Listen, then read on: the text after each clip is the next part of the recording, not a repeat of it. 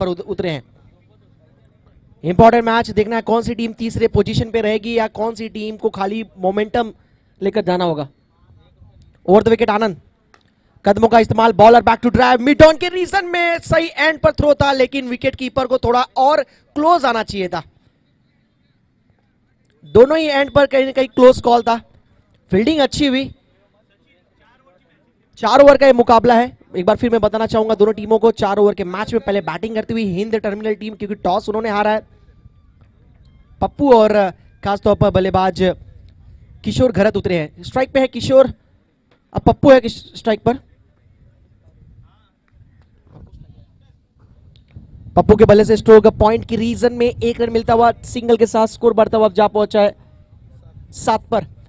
आनंद, जिन्होंने अब तक हर मैचेस में अच्छी बॉलिंग की है, इकोनॉमिकल बॉलिंग की है, 4 ओवर के मैच में पावर प्ले का ओवर फेंकते हुए आप देख सकते हैं सर्कल के बाहर केवल 2 खिलाड़ी हैं, एक डीप मिड विकेट पर, एक वाइडिश लॉन्ग ऑफ पर। पावर प्ले चलता हुआ, ओवर द विकेट, पुल किया है जरूर, लेकिन गेंद हवा में, पीछे फील्डर, एफर्ट अच्छा, एक बार फिर नाकाम वहां पर फील्डर कैच पकड़ने के लिए।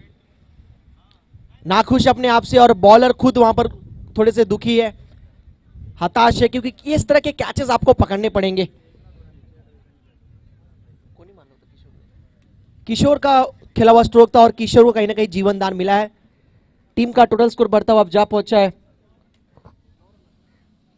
9 पर। मंच पर आप देख सकते तमाम आज काफी दिग्गज मेहमान हमारे साथ उपस्थित हुए, लेकिन इस बीच आप देख सकते हैं आईपीएल क्रिकेटर और खासतौर पे मुंबई इंडियंस टीम के साथ खेल चुके और खासतौर पर मुंबई रणजी प्लेयर हमारे राहिल शेख सर आप देख सकते हैं मंच पर उपस्थित, थोड़ी सी बातचीत करते हुए हमारे चंदू सर से क्रिकेट के बारे में थोड़ी सी बातचीत चलती हुई यहाँ पर स्टेज पर मैदान पर तीसरे पोजीशन के लिए लड़ाई चलती हुई चैंपियंस ट्रॉफी 2021 में।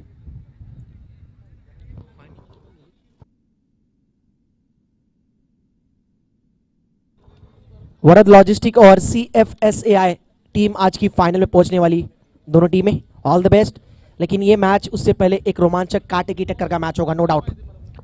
स्विच हिट करने का प्रयास था, इस बार मिस फील्डिंग हुई वहां पर एक बार फिर, और उसका फायदा मिलता हुआ बैटिंग टीम को, अंपायर का फैसला आता हुआ चौका। 22 के जरिए आता हुआ 4 रन और 4 के साथ स्कोर बढ़ता हुआ टीम का जा पहुंचा है 13 यानी 13 run per.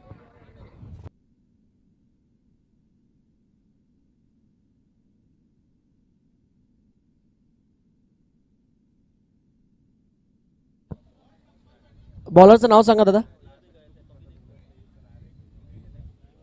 Yogesh.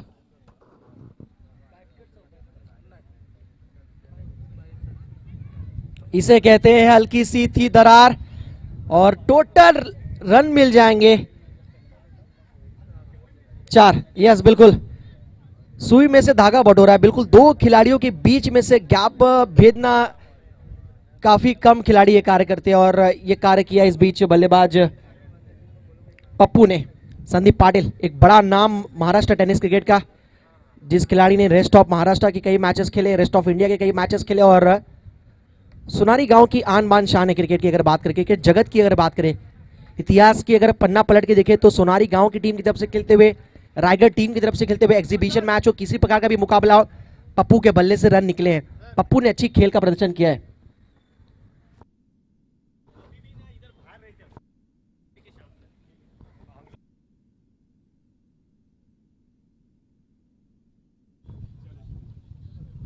Thank you so much राहिल सर हमारे साथ जुड़ने के लिए। ओवर द विकेट एक बार फिर, इस बार स्क्वायर कट करने की कोशिश थी पप्पू की, स्टीयर करना चाह रहे थे गेंद को, एक बार फिर गैप ढूंढने की पूरा प्रयास था उनका, लेकिन ऐसा हुआ नहीं है। इस बीच डॉट बॉल, योगेश बॉलिंग कर रहे, 3 गेंदें अब तक योगेश ने फेंकी है। टीम का टोटल स्कोर हुआ है बैटिंग टीम का 17। इस बार पप्पू टोटल मिलेंगे यहां पर 6 रन। इसे कहते हैं bread and butter signature stroke Pappu का। स्विच हिट, अल्टी पल्टी दे घुमा के, और इस बार खेलने का अंदाज वही और रवैया भी वही, बेबाक बेखौफ पप्पू सोनारी। क्या बैटिंग कर रहे हैं मैदान के अंदर। इस तरह के जब स्ट्रोक खेलते हो तो मानो ऐसा लगता है कि पप्पू को ये कैप्टन ब्रांड की टेनिस बॉल नहीं फुटबॉल दिखने को मिलती नजर आ रही है उनको। स्कोर बढ़ता हुआ टीम का अब जा पहुंचा है 23 पर। अब यहां से संदीप पाटिल पप्पू आक्रामक रवैया अपनाएंगे no doubt. Over the wicket, इस बार भी लाजवाब stroke, slog sweep, what a shot. बार बार देखो, हजार बार देखो, जितने बार आप स्ट्रोक को रिप्ले में देखेंगे, हाईलाइट में देखेंगे, उतनी खूबसूरत ये स्ट्रोक नजर आएगी। मैंने पहले कहा था पप्पू का ये क्लास है, नो डाउट। सुपर्ब शॉट, क्या बैटिंग कर रहे हैं। अब पप्पू का खेलने का रवैया अलग हो गया है, जबरदस्त बल्लेबाजी। एक बार फिर पिछली गेंद पर स्विच हिट के ऊपर से और इस बार फाइन लेग के ऊपर से 6 रन जड़ा है।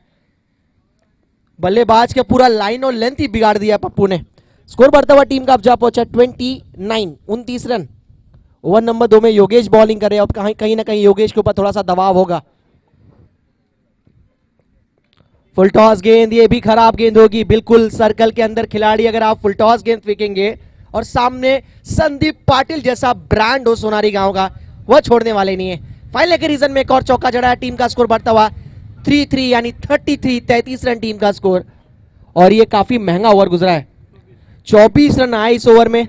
और कहीं ना कहीं पप्पू अब टॉप गियर में बैटिंग कर रहे हैं। गाड़ी पूरी तरह ट्रैक पर है हिंद टर्मिनल टीम की, क्योंकि 2 ओवर के खेल के बाद स्कोर हुआ है टीम का टोटल देखा जाए तो 33, जिसमें से अगर बातचीत करें तो पप्पू ने अब तक रन बनाए हैं टोटल 22 रनों पर बैटिंग कर रहे हैं। और उनका बखूबी साथ निभाते हुए एक छोर से किशोर खरत।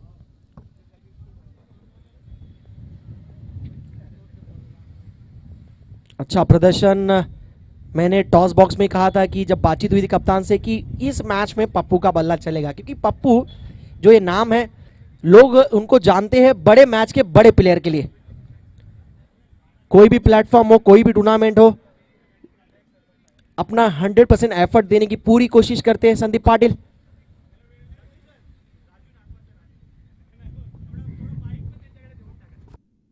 राजू नाखवा सरांचं या ठिकाणी आगमन होत आहे।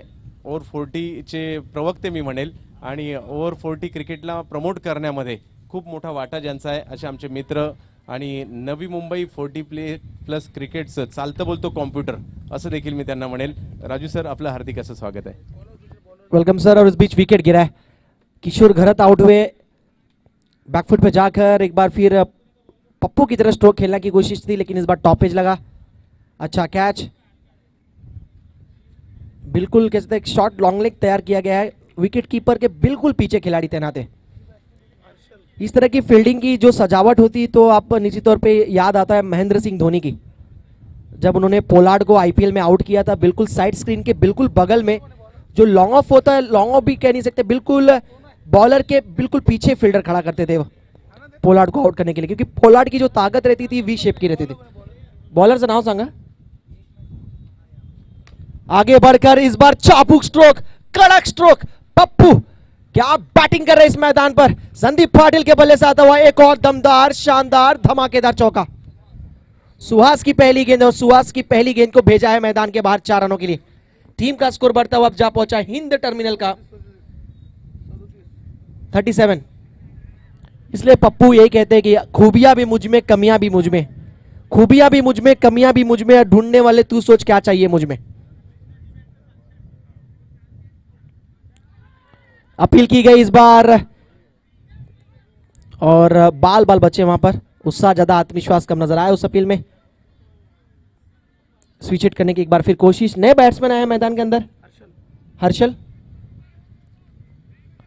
4 ओवर के मैच में जितना ज्यादा स्ट्राइक मिलेगा संदीप पाटिल को, उतने कह सकते कि रनों में बढ़ोतरी होगी। क्या बात है, क्या बात है, वाह भाई वाह, क्या बैटिंग की इस खिलाड़ी ने। जब जब टीम बिखरी है, लेकिन इस खिलाड़ी ने बेफिक्र होकर खेला मैदान के अंदर। और इस बड़े मैच में बल्ले से बड़ा पंच निकलता हुआ। फाइनल के रीजन में आज के दिन अगर वैगन व्हील होता ना इंटरनेशनल क्रिकेट की तरह, तो निश्चित तौर पर उस दिशा में पप्पू ने काफी रन बटोरे। फाइनल की दिशा में, खासतौर पे ऑन साइड की तरफ। स्कोर बढ़ता हुआ टीम का अब जा पहुंचा है 43। इस बार आराम से, ताकत पिछली गेंद पर ताकत था, इस गेंद पर नजाकत। सिंगल बटोरा है और समझदारी का क्रिकेट, क्योंकि आखिरी ओवर में स्ट्राइक अपने पास रखना चाहते हैं पप्पू, और स्ट्राइक मिल गया पप्पू को आखिरी ओवर में। 3 ओवर का खेल हुआ है। पूरा 3 ओवर के खेल के बाद टीम का टोटल स्कोर हुआ है 44 रन। 4 ओवर का मैच, तीसरे पोजीशन के लिए लड़ाई चलती हुई मैदान के अंदर। भले ही हम फाइनल में नहीं पहुंचे, लेकिन इस खिलाड़ी ने जाते जाते अपने जो खेल किसके लिए, जो सोनारी गांव का ब्रांड है, जो रायगढ़ के एक स्टार खिलाड़ी में जब भी उल्लेख होता तो इनका नाम उच्च स्थान पर शुमार होता है, क्यों लिया जाता है, उसका परफेक्ट यहां पर एग्जांपल। 44 हुआ है टीम का स्कोर 3 ओवर के खेल के बाद, 44 रन। जबरदस्त प्रदर्शन।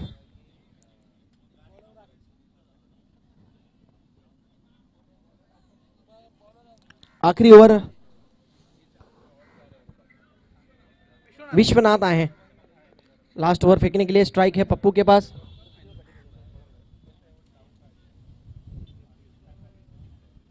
तैतीस रन में बैटिंग कर रहे हैं। अब तक किसी भी खिलाड़ी ने अर्धशतक लगाया नहीं कंचन सर। Switch hit.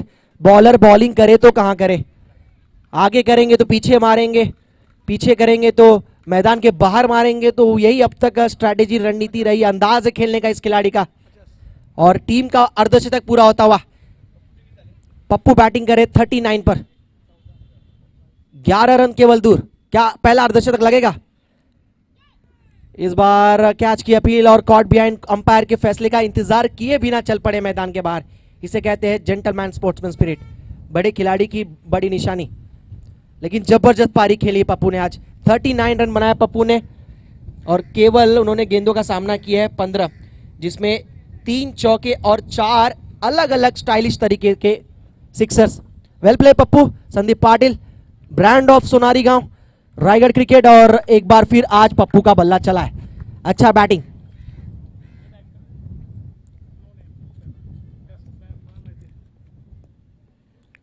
पचास के स्कोर पर पहला, कहते थे दूसरा विकेट गिरा किशोर घरत के बाद। नए बल्लेबाज आए हैं।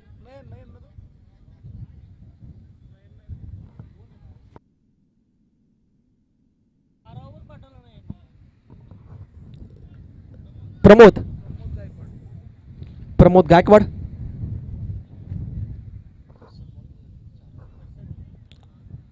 विश्वनाथ। 4 गेंदे बाकी, पिछली गेंद पर उनको सफलता मिला, उनकी टीम को कामयाबी मिली है। विकेट करने का प्रयास आते आते ही, लेकिन ना कहीं असफल ठहरता हुआ। पहली गेंद पर ही आते ही बड़ा स्ट्रोक खेलने का प्रयास था, लेकिन बॉलर चतुर चालाक, स्मार्ट बॉलिंग, फॉलो किया बल्लेबाज को, स्टांस देखा उनका, उसके बाद फेंकी हुई लाजवाब गेंद। डॉट बॉल आता हुआ फील्डिंग टीम के लिए। 50 पर स्कोर रुका हुआ है अभी भी। इस बार 22 के जरिए रन लेने का प्रयास है, लेकिन नहीं होगा पूरा, क्योंकि विकेट कीपर तैयार थे कि उनको पता था कि इस बार अगर बॉल बल्ले का संपर्क होगा नहीं तो जरूर दौड़कर रन लेने का प्रयास करेंगे। इस तरह की फील्डिंग हमने देखा है MS धोनी के माध्यम से, जो T20 2016 में आखिरी गेंद पर जब 2 रन चाहिए थे, बांग्लादेश के बल्लेबाज बैटिंग कर रहे थे, तब वहां पर कीपर हमने कई बार देखा MS धोनी को कि एक ग्लव्स निकाल कर रखते हैं वह। खासतौर पर आपको इस तरह के नज़ारे 45 के 50 ओवर के बीच में आपको देखने को मिलते होंगे। खासतौर पे आखिरी ओवर में वह एक ग्लव्स निकाल के रखते हैं हमेशा MS धोनी। स्कोर टोटल 50, 2 गेंदे बाकी है, केवल 6 रन खर्च किया है विश्वनाथ ने, जो कि पप्पू ने लगाया था। उसके बाद पप्पू का विकेट, उसके बाद रन्स आए नहीं है कहीं ना कहीं। शॉट अच्छा है, पीछे फील्डर कोई है नहीं, यानी गैप में गेंद निकल चुका है। और देखना है क्या 1 बाउंस 2 बाउंस कितने रन टोटल मिलेंगे। और अंपायर का फैसला आता हुआ, जी नहीं, सीमा रेखा के बाहर गेंद जाकर उसके बाद टप्पा खाने के बाद गया है। तो मिड विकेट की दिशा में खेला हुआ एक और दमदार स्ट्रोक, गेंद जाता हुआ सीमा रेखा के बाहर। 6 रनों के लिए 6 रन के साथ स्कोर बढ़ता हुआ जा पहुंचा है 56-56। अच्छा खासा टोटल सेट किया है यहां पर हिंद टर्मिनल की टीम ने। थोड़ा सा एक्स्ट्रा ऑर्डिनरी बैटिंग करना पड़ेगा सेकेंड इनिंग में।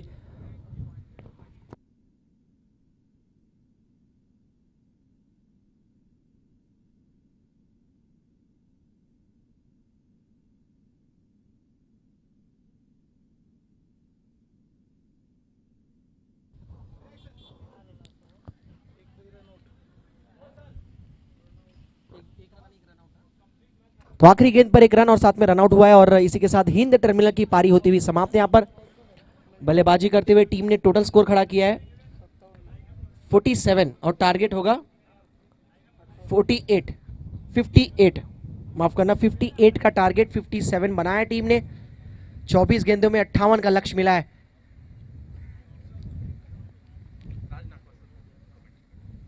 और जैसे सेकंड इनिंग की शुरुआत होगी हमारे साथ राज नाकवा सर आपको समालोचक करते नजर आएंगे। 58 रनों की कहानी, आइए सुनते हैं हमारे राज नाकवा सर की जुबानी। आइए सर, 58 का target, important match, third position के लिए चलता हुआ मैदान के अंदर।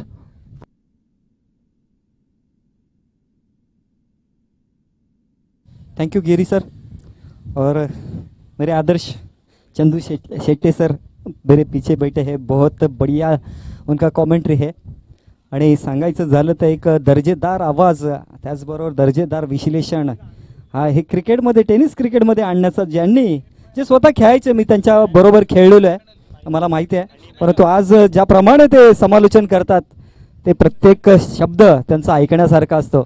आता सामन्याला सुरुवात होते।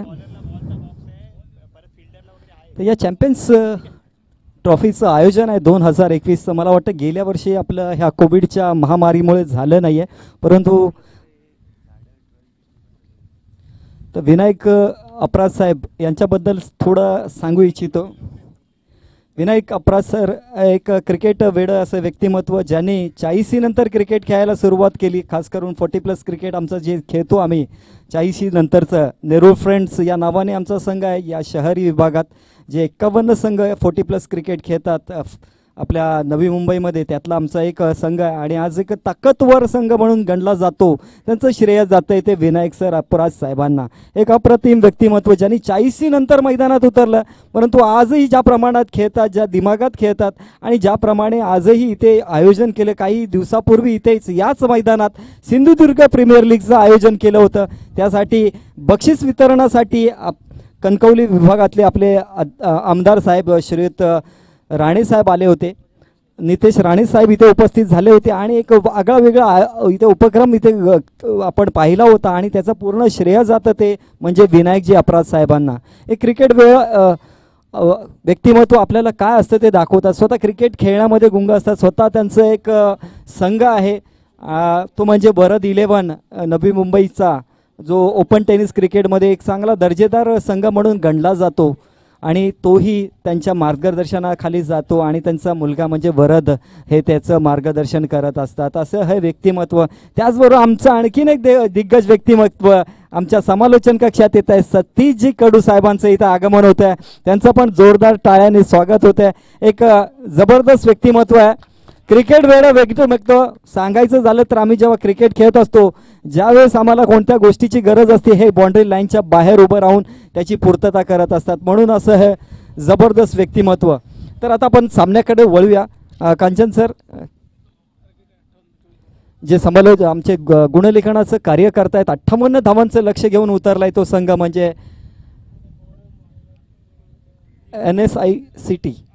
NSICT हा संघ इथे उपस्थित बॅटिंगसाठी आता 2 सलामवीर मैदानात आले। जरा नावं कळली तर निश्चितच बरं वाटेल। एक प्रतिनिधी पाठवून द्यायचा इथे आपला प्लीज। NSICT आपला एक 12वा खेळाडू जे तर गोलंदाजीसाठी सज्ज आहे तो नयन। तर 2 फलंदाज आले, त्यांची नावं जर कळली तर स्ट्राईकला आहे तो राकेश आणि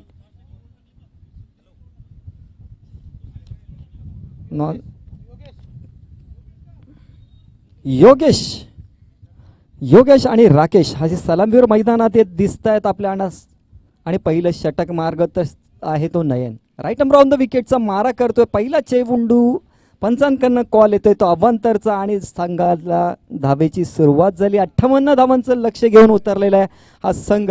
पाहूया कितपर्यंत मजल का मारतोय।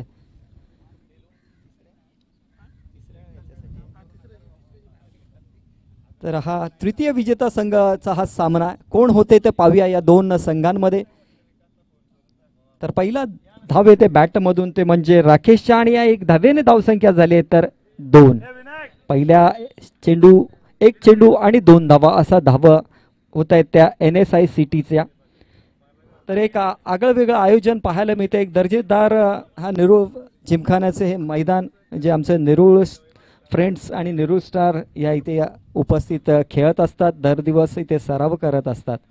तर आता दुसरा चेंडू घेऊन येतोय उंच पुरा गोलंदाज थोडासा हाफ ट्रॅकर बॉल होता, परंतु या दरम्यान चेंडू अवांतर जातोय असा कॉल येतोय तो पंचांकडनं.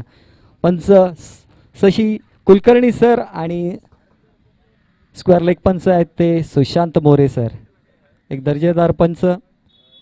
तर गोलंदाज हाफ ट्रॅकर गोलंदाजी टाकतोय. पाहूया आता कसा तिसरा चेंडू टाकतोय.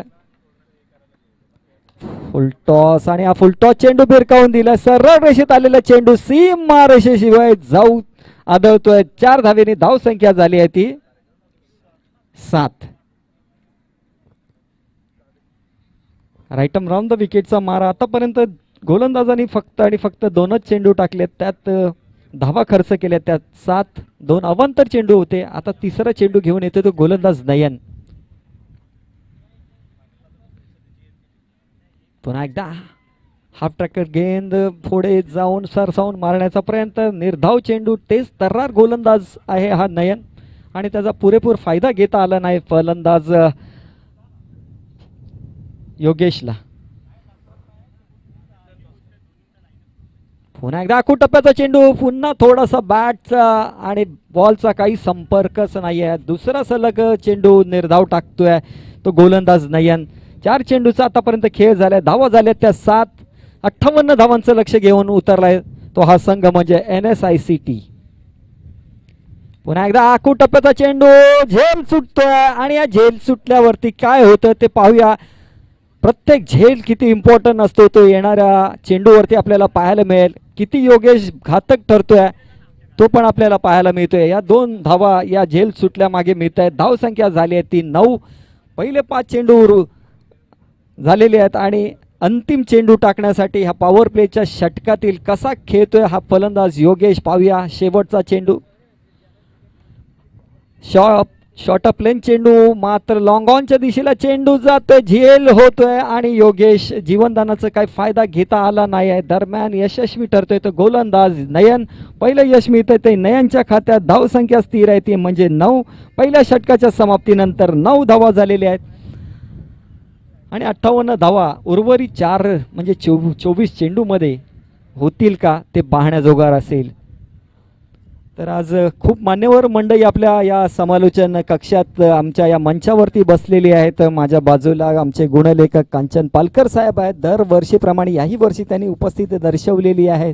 आपलं काम जे काय आहे ते आपल्या लेखणीतून ते दाखवत असतात आणि याही वर्षी आम्हाला त्यांनी उपलब्धता दाखवली त्याबद्दल आमच्या आयोजकांतर्फे मनापासून आभार. त्याचबरोबर 2 पंच मैदानात पंच शिवाय हा जो स्पर्धा आहे ती अपुरी वाटते आणि 2 पंच शशिकांत कुलकर्णी साहेब त्याचबरोबर सुशांत मोरे साहेब.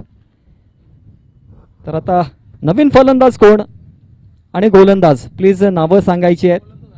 गोलंदाजीसाठी हर्षल दुसरं षटक टाकण्यासाठी सज्ज आहे. तर फलंदाज कोण आहे बॅट्समनचं नाव सांगायचं प्लीज. ऋषी. तर एक अतिरिक्त खेळाडू आमच्या समालोचन कक्षात पाठवला तर बरं होईल. विनंती करतो पुन्हा एकदा, कारण की प्रत्येक वैयक्तिक बक्षिसं आपल्या इथे लावलेली आहेत. राईट ऑफ द विकेटचा मारा. पुन्हा एकदा चांगला चेंडू. निर्धाव चेंडू. मिड विकेटला मारण्याचा प्रयत्न होता परंतु चेंडू आणि बॉलचा काही संपर्कच नाही. चेंडू आणि बॅटचा काही संपर्क नाही. निर्धाव चेंडू टाकण्यात यशस्वी ऋषी.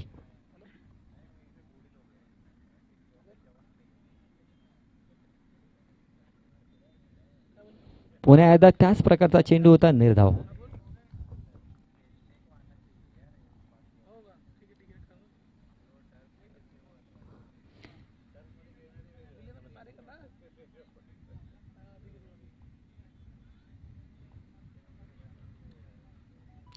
आणि बॅटचा आणि बॉलचा काही संपर्क नाही आहे. सर्वांना चकून चेंडू जातोय सीमारेषे पार. 4 धाव्यांसाठी कीपर विकेट कीपर चेंडू सोडतोय आणि धावसंख्या या 4ने वाढते ती 13 वरती पोहोचते. या 22च्या धावा येत आहेत. बॅटचा आणि बॉलचा काही संपर्क नव्हता. परंतु कांचन पालकर सरांबद्दल सांगायचं झालं तर त्यांच्याकडे 3 लेखणी असतात दरवेळेस मी पाहतो. हे पण त्यांचं वैशिष्ट्य आहे. स्वतः एक स्कोअरबुक अपडेट केलेलं पाहायला मिळतं. हे एक वैशिष्ट्य आहे एक प्रोफेशनल व्यक्तिमत्वाचं. पुन्हा एकदा चांगला फटका जातोय काऊ कॉर्नरच्या दिशेला. किती धावा येतील ते महत्वाचं असेल. पंचांचा इशारा येतोय आपल्याकडे. 4 धावेचा आणि ज्याच्यासाठी मी आलो आहे ते प्रदर्शन करताना हर्षल दाखवतोय. शॉर्ट ऑफ लेंथ होता चेंडू, हाफ ट्रॅकर चेंडू होता आणि चेंडूला डायरेक्ट चांगल्या दिशेला धडकून दिलाय. सीमारेषेच्या बाहेर पार पडतोय तो म्हणजे फलंदाज ऋषी. हर्षल गोलंदाजीसाठी सज्ज आहे. पाचवा चेंडू टाकण्यासाठी. पुन्हा एकदा त्या दिशेला चेंडू जाईल का, तर निश्चितच 6 धावा देऊन जाईल. पुन्हा काव कॉर्नरच्या दिशेला षटकार. पहिला बॅक टू बॅक 2 चेंडू सीमारेषेच्या बाहेर धाडतोय तो म्हणजे हा फलंदाज ऋषी. मला वाटतं आता आपण इथे का आलोय ते दर्शवतोय. आक्रमकता हा मला वाटतं ऋषीचा गुणधर्म आहे आणि तो गुणधर्म आपल्याला या मैदानात त्याच्या बॅटिंगच्या माध्यमातून पाहायला मिळतोय. एक चांगला फटकेबाज फलंदाज पाहायला मिळतोय. एक चांगला दर्जेदार फलंदाज पाहायला मिळतोय. एक चांगली नजर आहे त्याच्याकडे. कारण की या अगोदर पण त्याच रिजनला त्यांनी चेंडू धाडला होता. पहिला चेंडू चौकार मारला होता आणि आता नंतरचा चेंडू त्याने बॅक टू बॅक दुसरा चेंडू षटकार मारलेला आहे. आता पाहूया गोलंदाज हर्षल कसा चेंडू टाकतोय. शेवटचा अंतिम चेंडू या दुसऱ्या षटकातील कसा टाकतोय तर पाहूया. पुन्हा एकदा चांगला फटका झेल होतोय का षटकार येतो. निश्चितच षटकार येतोय. शेवटच्या 3 चेंडूवरती मात्र याने घणाघाती प्रहार केला. 16 धावा अर्जित केले आपल्या नावावरती ऋषीने. पहिले 3 चेंडू निर्धाव टाकले होते, त्यानंतर मात्र ऋषीने आपली कमाल दाखवली. आक्रमकता काय असते ती दाखवतो ते ऋषी. पहिला 4था चेंडू चौकार आला, 5वा चेंडू षटकार आणि शेवटचा अंतिम चेंडू ही षटकार. असे सलग 3 चेंडू सीमारेषेच्या बाहेर धाडून दिले ते ऋषीने आणि धावसंख्या पोहोचून टाकली होती 29. 12 चेंडू 29 धावा आणि 12 चेंडू उर्वरित असे आहेत ते. त्या 12 चेंडूवरती 29 धावांचं लक्ष आहे.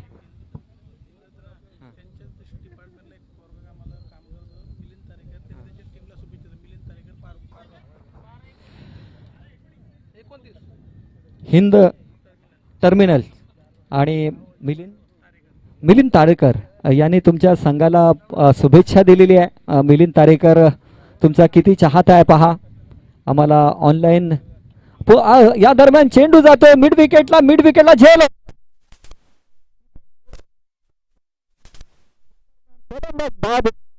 राकेश जो सलामीसाठी आला होता अवघ्या 1 धावेंवरती तो परततोय आणि संघाची धावसंख्या स्थिर म्हणजे 29 धावांवरती. हा दुसरा झटका बसतोय तो NSICT या संघाला. तर हिंद टर्मिनल कुठेतरी परतेल का. आता मात्र आता उर्वरित 11 चेंडू मध्ये 29 धावांची गरज आणि नवीन आलेल्या फलंदाजाचं नाव सांगायचं प्लीज. योगेश राकेश. तर नवीन फलंदाज आलाय तो राकेश. राकेशची जागा घेण्यासाठी आणखीन एक राकेश मैदानात येतोय. राजेश आहे का. राजेश आले, चुकीची दुरुस्ती. राजेश आलेले आहेत मैदानात आणि आता मात्र गोलंदाज सज्ज आहे. पहिल्या चेंडूवरती यश मिळतोय. आता मात्र ज्याने मागच्या षटकात प्रहार केले होते 3 चेंडू ऋषी. चेंडू मध्ये वळण आहे कुठेतरी. मला वाटतं झेल होती की काय. यष्टी रक्षक आणि फलंदाजाला मला वाटतं माहीत असेल. प्रयत्न होता चांगला परंतु झेल सुटतोय आणि गोलंदाजीमध्ये विविधता काय असते तर हा गोलंदाज दाखवतोय. कारण की वळण पण आहे त्याच्याकडे, गती परिवर्तन पाहायला मिळालंय मागच्या चेंडूवरती. आता मात्र कसा प्रकारचा चेंडू असणार आहे ते बघण्यासारखं असणार आहे. पुन्हा एकदा चेंडू वळवण्यामध्ये हटकंडा दिसतोय आणि टप्पा मात्र सुरेख. गुडलेन चेंडू वरून चेंडू ऑफ स्टंपच्या बाहेर जातोय. एक चांगला वळणदारपणा हा गोलंदाजाकडे आहे आणि सज्ज करतोय. सलग बॅक टू बॅक दुसरा चेंडू निर्धाव टाकण्यात यशस्वी ठरतोय तो म्हणजे ऋषीला. आता मात्र जो चेंडू वेगवान चेंडू मिड विकेटला झेल होतो.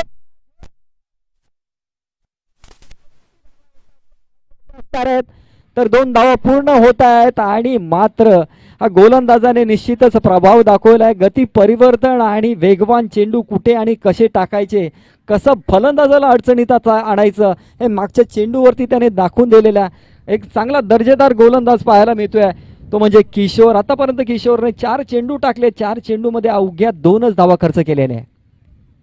पुन्हा गती परिवर्तन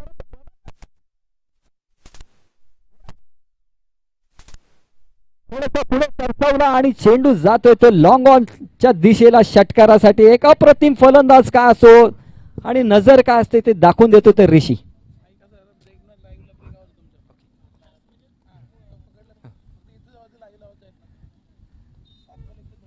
तर 7 चेंडू आणि 21 धावा आमचे गुणलेखक कांचन पालकर साहेब सांगतात. पुन्हा एकदा होलवरचा चेंडू याला आता मात्र धाडून दिले आहे 1 धावेसाठी आणि 1 धावेने धाव संख्या झाली आहे ती म्हणजे 38. आता मात्र 20 धावांची गरज आहे. उर्वरित 6 चेंडू आणि 20 धावांची गरज.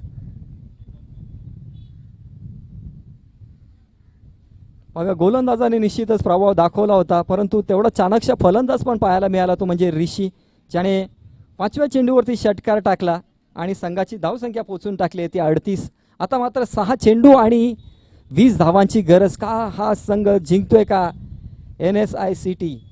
मात्र हिंद टर्मिनल्स पाहूया कसा प्रतिकार करतोय, कारण की क्रिकेट हा अनिश्चितीचा खेळ, कधी कोणाचं पाडदं वर येईल ते सांगता येत नाही. प्रत्येक चेंडूमागे कशमकश पाहायला मिळते, प्रत्येक चेंडूमागे चढावड पाहायला मिळते, प्रत्येक चेंडूमागे संघर्ष, आणि संघर्ष म्हणजे क्रिकेट. ज्याप्रमाणे मागच्या काही कविता मी ऐकल्या होत्या क्रिकेटबद्दलच्या,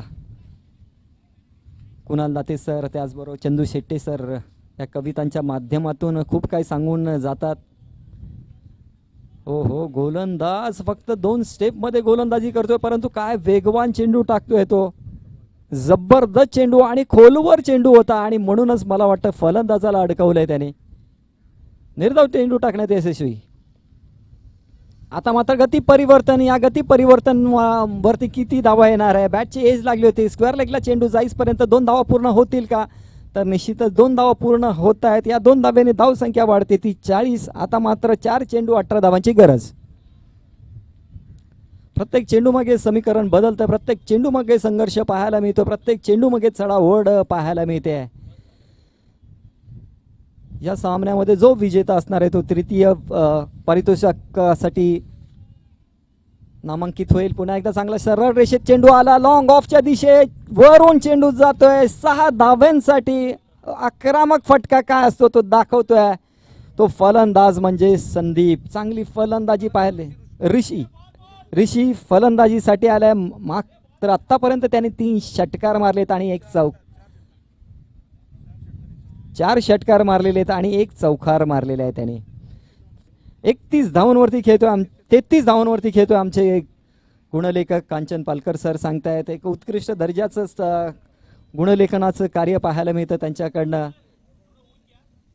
तर या दरम्यान उर्वरित 3 चेंडू मध्ये धावा हव्यात त्या 12. 3 चेंडू आणि 12 होतील का, करतील का? हा क्रिकेट आहे, या क्रिकेटमध्ये कोणतीही गोष्ट अशक्य नाहीये. पुन्हा गती परिवर्तन. आता मात्र फलंदाज कुठे अडचणीत येतोय, त्या गती परिवर्तनाबरोबर वळणदारपणा पाहायला मिळाला गोलंदाजाकडून.